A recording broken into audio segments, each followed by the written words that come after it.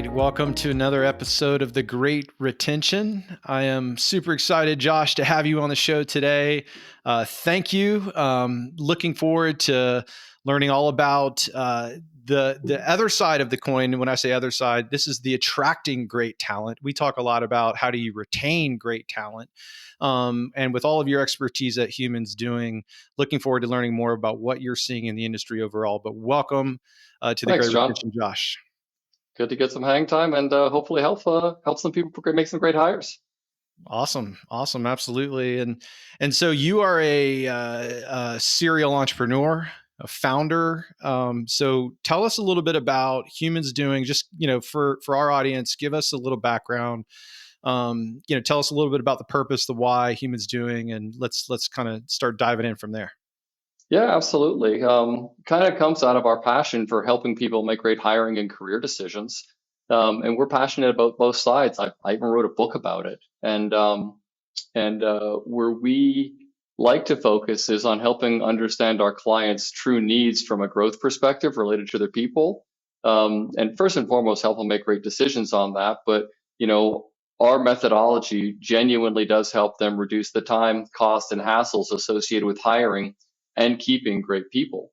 So we have a firm belief that what you're doing on the front end has a significant impact on retention, and we're really good at that. So instead of having just one trick where all we do is place people in full time or contract roles, if a company's in a spot where where it makes more sense for them to build out their team internally or the function internally, we help them do that. If they need something supplemental inside, we do that.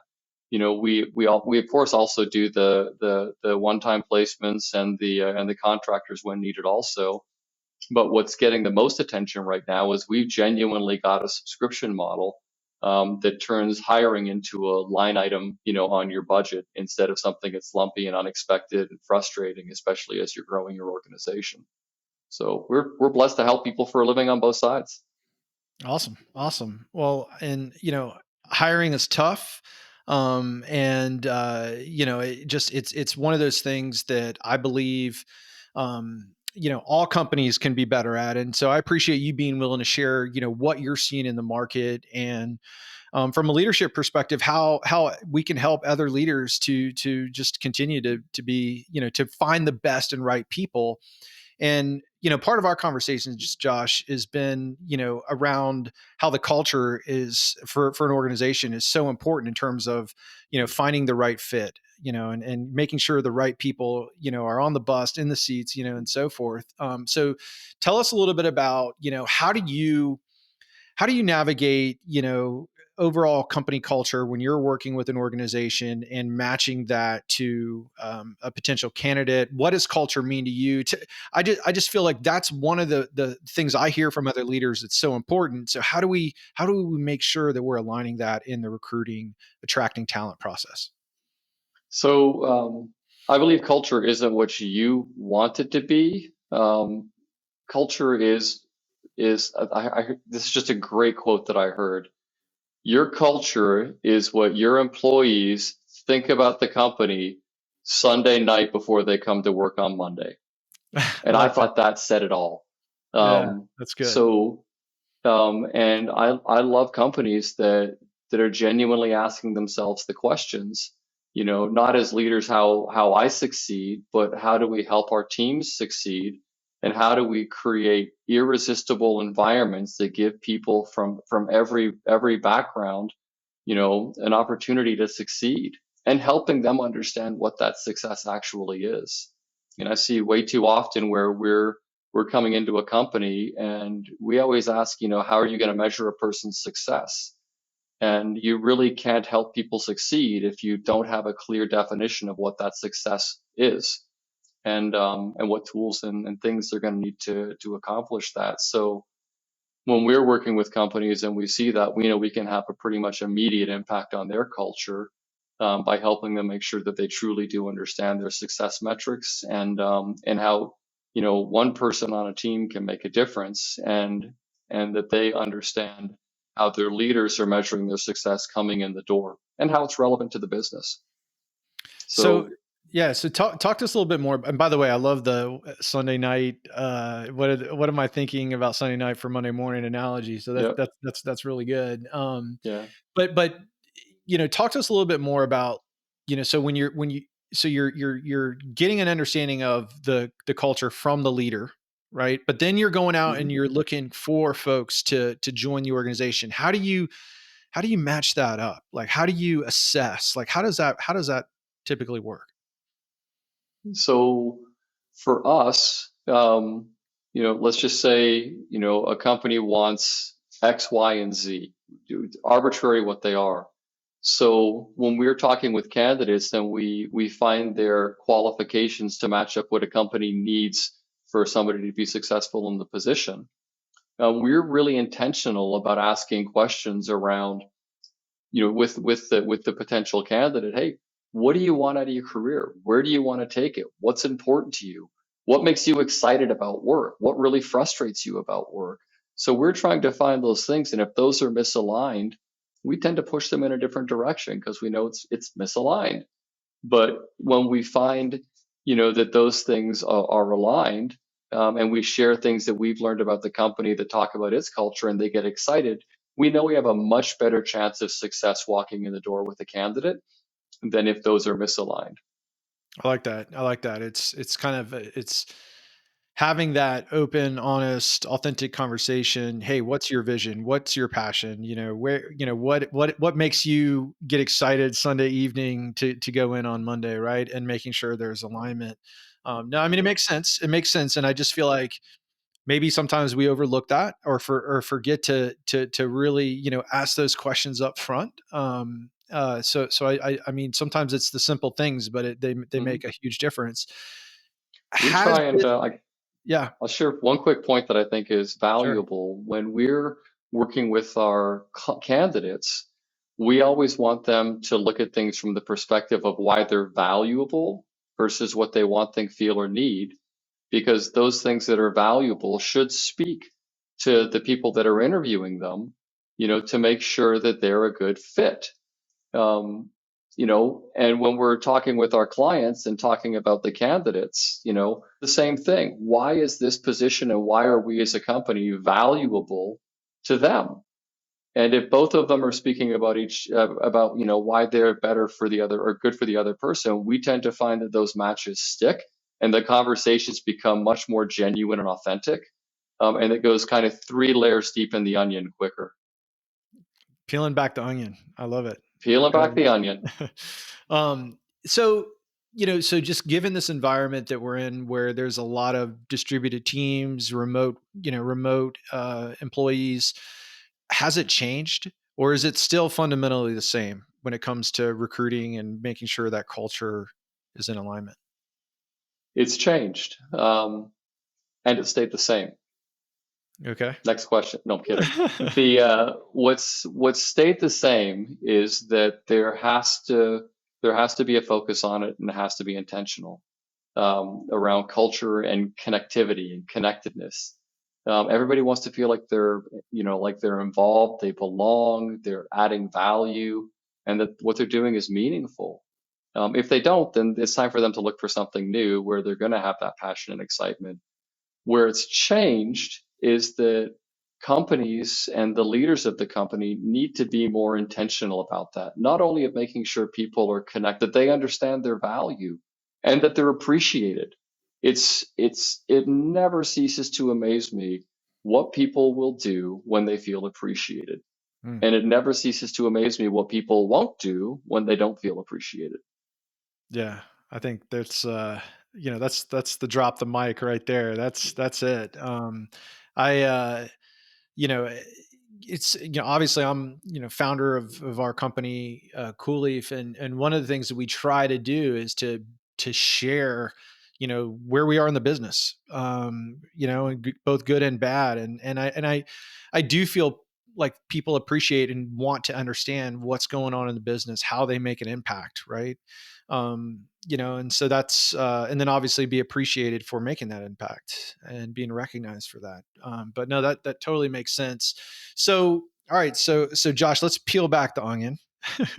I want to one of the things that we always try to do with the Great Retention is to, just to share, real world examples, things that you've seen from other CEOs, other leaders that have been just effective in terms of, helping them be better leaders. But in the context of this conversation, attract the best people possible. And one of the stories you had shared with me previously was around the simple act of one of the CEOs creating a 30-second video, kind of a welcome message to a candidate, and how that made such a big impact in terms of being able to recruit and get folks actually hired on into the organization. So tell us a little bit more about that. Any other kind of examples that you think would be just great takeaways for our audience today? So, so interviews are naturally a conflict. It's a conflict with the interviewee internally. That person is worried about their skills. Are they going to get the job? Is this a good fit? Is this person going to like me? It's a conflict for the interviewer for kind of the same reasons. Are they going to like me? Is this going to be it? Oh my gosh, I got one more interview. There's all kinds of things that make it a big ball of yarn conflict. So we try and help people to really realize that this should be a collaboration.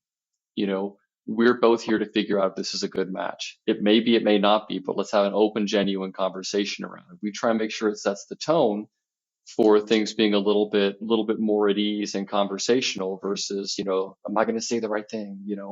What if I don't know the answer? Or, can I just say I don't know, or am I going to swag it and hope for the best? We want people to understand that this is the one instance where sometimes the statement "when ignorance is mutual, confidence is king" shouldn't apply. It should be one where if you don't know something, you should say I don't know. Be it you're the candidate or the hiring manager. I don't know, but let's either figure out how we solve this together, or I'll get back to you with the answer. We had a client who had very, very, very hard data science and very, very specific developer needs, and they found that a lot of people coming in the door just they weren't doing well in the interview. They had the credentials, but what they were doing was like really intimidating. And frankly, the interviewers were really intimidating as well. So we had to coach them on their interview techniques that would get the most out of the candidates. So one of the things we did was we would sit down with the CEO Monday every week at 7:30 a.m. and I would have a list of all of the people that were interviewing in the company. And they were growing pretty rapidly. So it took, 20 minutes to get through the list. But I would basically say, here's the name, here's the position, here's who they're interviewing with.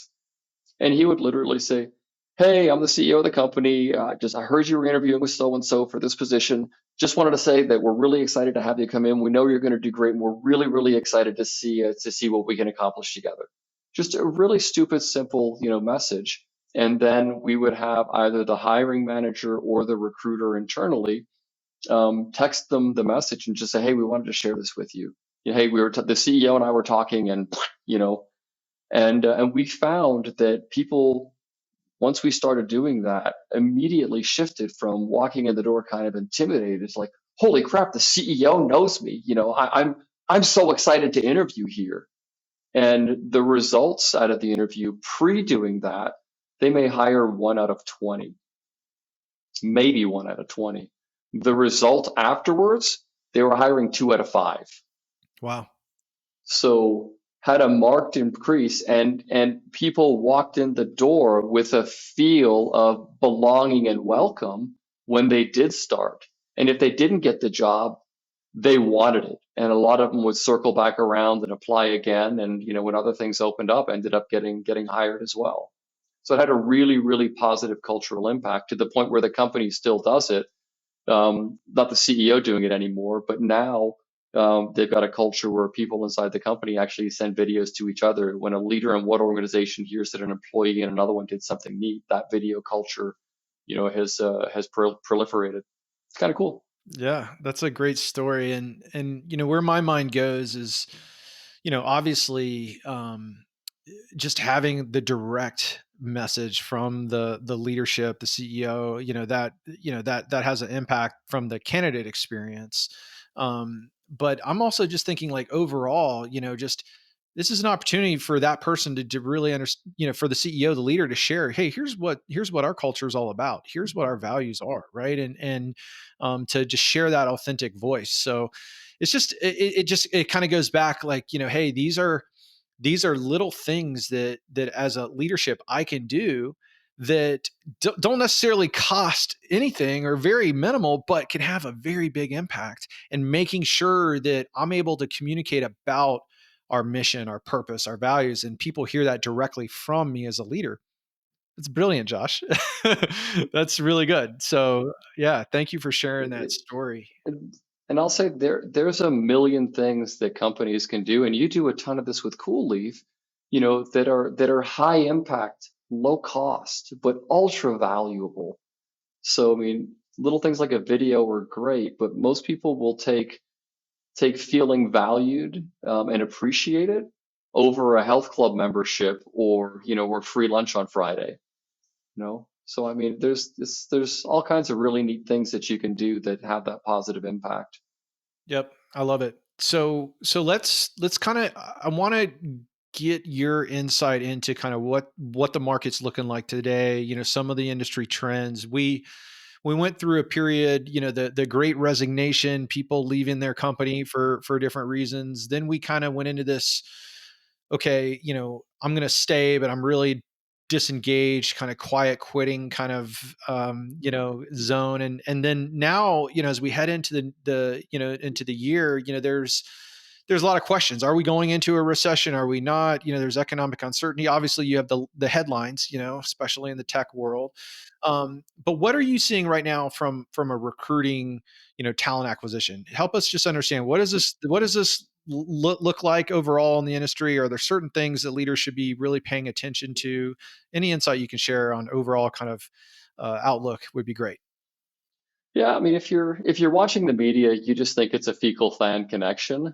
Um, but from what we're seeing, I mean, there's been a lot of layoffs, but reality is it's a really really small percentage of the market. So a couple of things have happened. So let's just say that we've gone from a 40% labor shortage in tech to a 35% labor shortage in tech.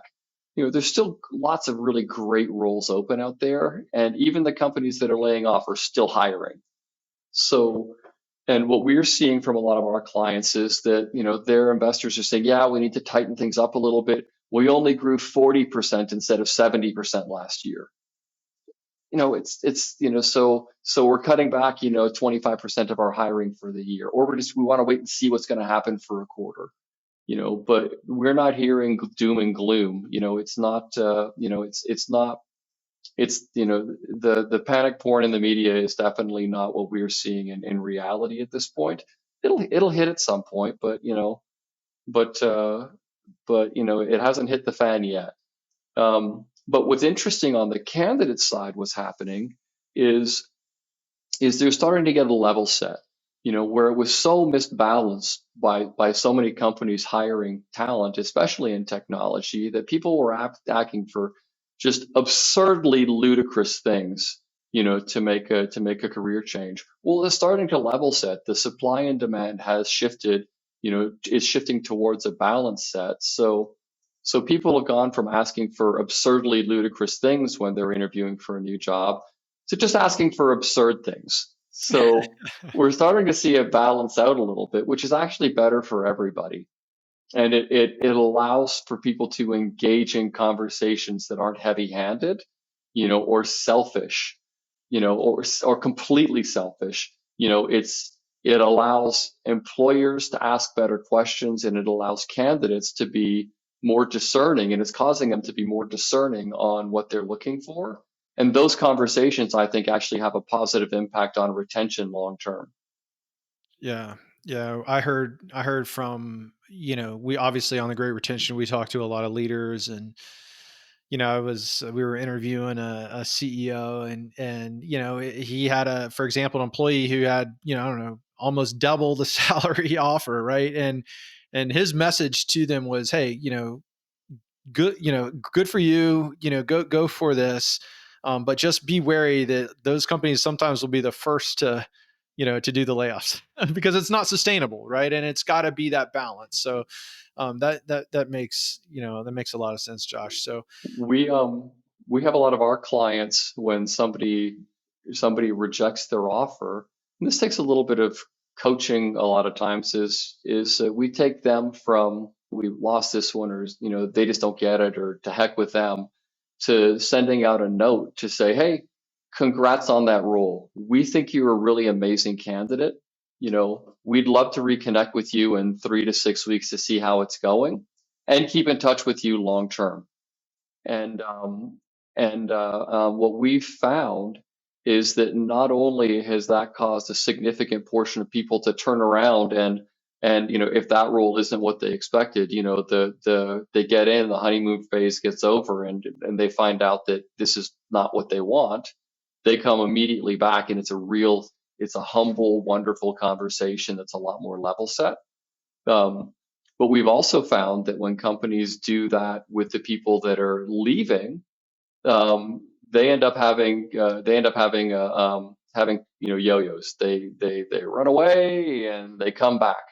And what that has in terms of a cultural impact is if you've got 200 people in your company and you've had 10 people leave and four of them come back, when people leave or have another offer on the table, they're thinking, people come back here. Do I really want to leave? Is the grass really greener over there? And it has a positive impact on the culture because, people have come back and those stories get shared.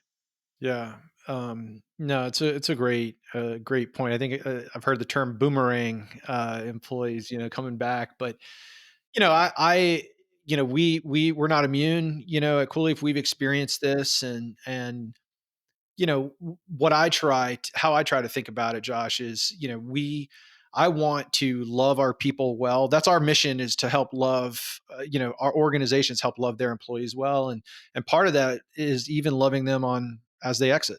As painful as that can be for us. And, the way I look at it is they're now alumni.